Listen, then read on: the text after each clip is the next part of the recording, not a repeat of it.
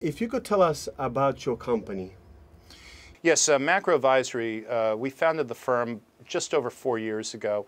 Macro Advisory is a specialist consulting and advisory firm. We focus on macroeconomic and political consulting with a focus on the Eurasia region. So our footprint, in addition to Uzbekistan, we cover all of the former USSR, former FSU and CIS states, as well as we also cover Iran and Mongolia.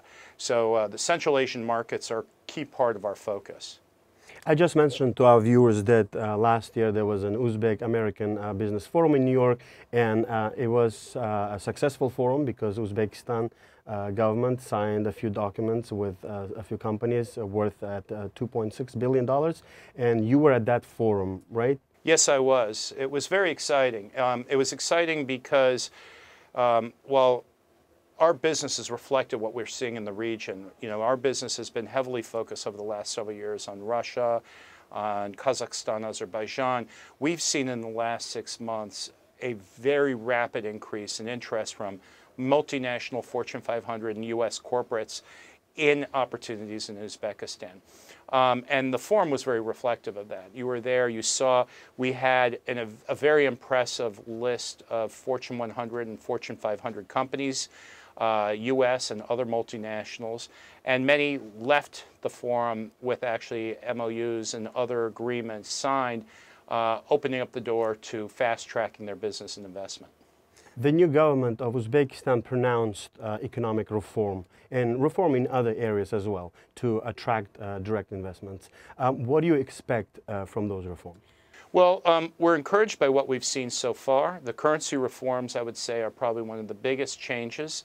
I would say, you know, with reform, having been involved in this part of the world in emerging and frontier markets for the last 28 years, I guess it's natural you develop a certain level of cynicism and skepticism. And at the end of the day, talk is cheap, but we've actually seen some tangible moves in a very short period of time. I would say the leading reform is in terms of the currency. I would say the visa reform and the real push towards supporting SMEs, which are obviously a huge part of the economy, the domestic economy in Uzbekistan, are also very encouraging, because that is really what's going to be the driver of demand and growth. It's going to be the development of a real middle class that's going to be consuming and spending, and that's what's driving the interest. Would you say that the business forum in New York was a deciding factor for your company? I think for us, I mean, our business as consultants is driven by our clients. And, you know, it's a chicken and the egg, which comes first. I mean, we've seen increasingly positive changes in Uzbekistan, and in our monitoring of the region, and we cover the whole region, these are things that we've been talking about for over a year. Since the new president came in. That said, I would say the forum really reflected the sudden shift in interest. And I think, you know, it's fairly straightforward. We have a market that is, you know, it's over 30 million people. It's double the size of of its neighbor Kazakhstan in terms of the people, yet it's been cut off. There's a huge amount of pent-up demand. And with the currency reform and some of the other changes in the pipeline, foreign investors are finally excited, and they see catalysts that can help them unlock the attractive discount that's there. It's easy to find markets with cheap valuations. What we help our clients do is find the catalysts that can unlock that. And what we're seeing and what was highlighted at the forum is that those catalysts are there. They're either happening or they're in the pipeline. Can you talk about numbers? Well, I mean, I think, you know, specifically, as I mentioned, the currency reform is a big part of it. We've seen, you know, the focus on SMEs. It really isn't so much numbers, it's actual policies. And I think one of the more encouraging things at the forum was in the dinner that evening when President Ruzaliev was there. And he brought a very large delegation of ministers, deputy ministers, vice ministers, and other key policymakers and decision makers from Uzbekistan. And in a very public venue, he ran through a list of tangible benchmarks that he expects to see them deliver, that in terms of each and every one of the investments. He ran through basically each of the agreements that was signed with each of the companies that was present, and he assigned specific people with specific deliverables on a very tight time frame. This is not something we're accustomed to seeing very often. It's very unusual, and it's very exciting because it really shows a commitment. Talk is cheap. People look for actions, and they look for actual deliverables. And by putting the onus on his members of his own team in such a public venue, I think showed a very high level of commitment to making it work, and it was very encouraging. But would you say that the companies who were present at the forum and also the ones that you spoke after the forum the following months were hopeful? Oh, I definitely would say they are hopeful, and for whatever it's worth, in our business, in our practice, right now Uzbekistan is probably the fastest growing market for us. And again, that reflects the interest from corporates. And we're working with companies in a wide range of sectors. We're working with a number of companies in manufacturing, fast-moving consumer goods, food, agriculture, pharmaceuticals, and healthcare, and energy, that are very specifically looking to get more exposure, looking at investment in Uzbekistan, and looking at it as a strategic point of growth, a source of growth for their businesses in the region. And could you name some of those companies, if possible? I can't, but I can tell you that of many of the companies that were present at the event, a very large number are clients that we're working for. Usually, how much time is needed for a company, for a U.S. company, to go to a market? It really varies. It really varies from the industry, and it also varies based on the company's culture. I think there's a correlation between how long-term and strategic the investment is and how long the sort of due diligence process is for them. We work with companies in the energy sector, and when you're dealing with, sort of major capital-intensive, long-term strategic investments that the oil and gas companies make, for example, whether it's new field development, offshore extraction, R&M, refining and marketing. These are very capital-intensive investments that they're effectively generational investments. They're investments that our children could potentially be working on, 20, 30, 40 years from now. And because they're so capital-intensive, there's typically much more of a longer and more thorough due diligence process. Companies that are more involved in branding and trade, companies that are going to be importing or joint venture in terms of producing, whether it's fast-moving consumer goods, food products, where it's more of a branding exercise, it typically isn't as long a gestation period, so to speak. They tend to have the ability to move a little bit quicker. But ultimately, much of that is very dependent on the corporate culture. We work with some very large corporates, Fortune 100 companies, that are investing extraordinarily large amounts of capital. But when they see a good opportunity, they move very quickly. So it really varies. Most often, countries like Uzbekistan and Kazakhstan are compared against each other. Right. How would you compare them? Well, I don't think it's really fair to compare them. It's not apples and oranges, it's apples and toasters. They're very different countries. They're culturally very different. They're both Central Asian. And I'd say that is, and they're neighbors. But beyond that, they're completely different environments. Kazakhstan, Kazakhstan is very much a resource-driven economy and market, huge amounts of hydrocarbons, a lot of other minerals and extractive industries. And yes, it's agriculture's developing and improving, and other industries, but its wealth and its economy is very different. Uzbekistan has incredibly strong agriculture, and what's driving the interest in Uzbekistan is more based on this growth of a consumer market, which is well over 30 million people, and a much more rapidly growing middle class, albeit at a very different level at this stage of the game.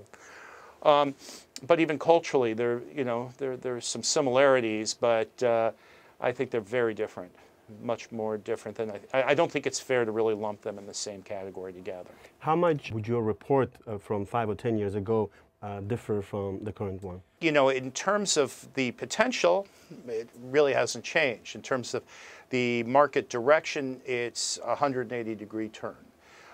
You know, when we first started covering Uzbekistan 4 years ago, we talked a lot about a market with over 30 million people, huge pent-up demand, minimal to negligible saturation in terms of foreign companies and foreign brands, foreign products.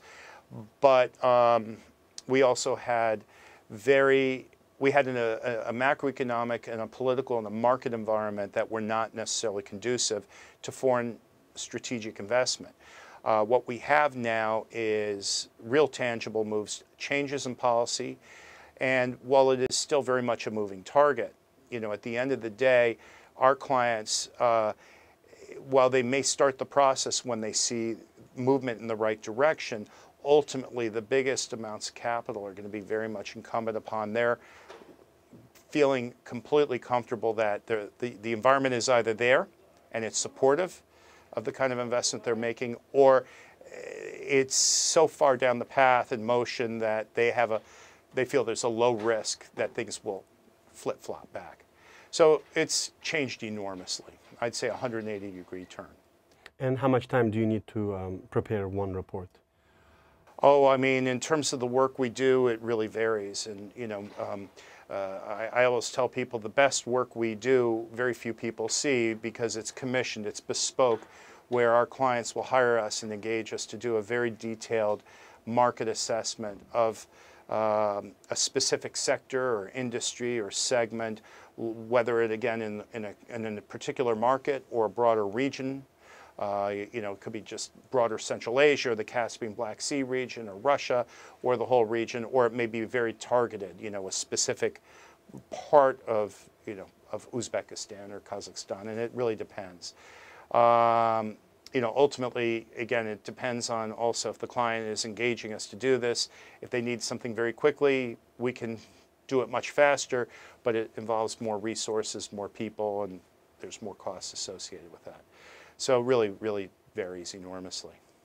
Do you consult governments as well? For the most part, we work with mostly private sector.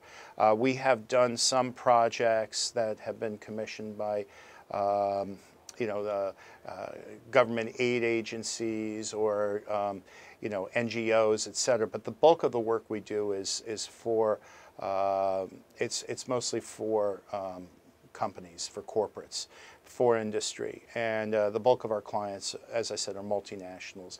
We work with some companies in the region that are based there, but more often than not, the bulk of our clients are based in U.S., North America, Europe, Asia. We work with a couple Latin American companies. So our client base is very diversified, but mostly looking at investing into the region. We work with a number of companies from the Gulf and the Middle East too. You must have spoken with a lot of companies at the forum and following the forum. What biggest concerns do they have? I'd say you can break it into two categories.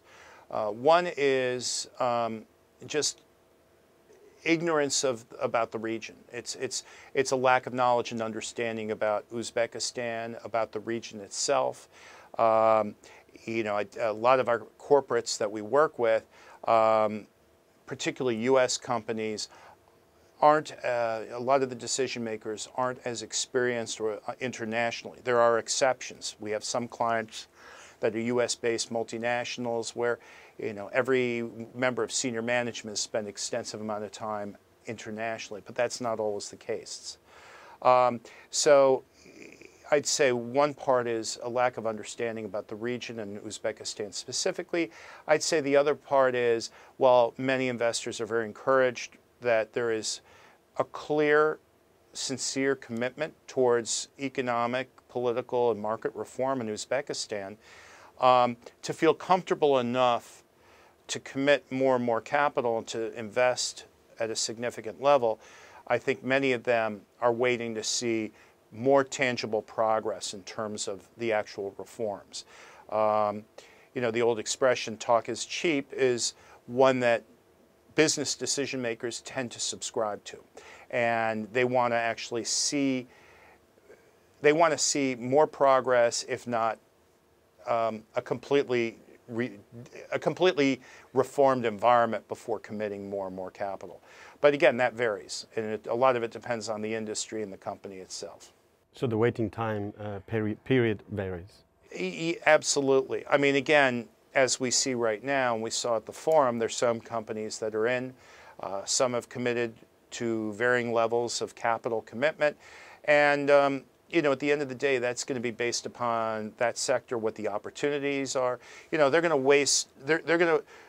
to measure the opportunity versus the risk, and every company's calculus in terms of how they differentiate that is going to be different. But I'd say, you know, most of them are waiting. Those that are waiting to see more tangible progress. And this is something, you know, as I mentioned, I've been doing this, I've been active in this region now. This is my 28th year. And I've seen this in Russia and Kazakhstan, who sort of started this process earlier than Uzbekistan. Some companies need to have a higher level of comfort. They need to see maybe the process 70% or 80% or 90%. Other companies, if they feel it's 30%, but the momentum is in the right direction, and they feel that politically, that the regime and those committed to reform are politically stable, that's enough to make them feel comfortable. And that's a lot of what we do. We help them make those political risk assessments. Well, thank you very much for being on our show. My pleasure. Thank you for having me. It's a pleasure.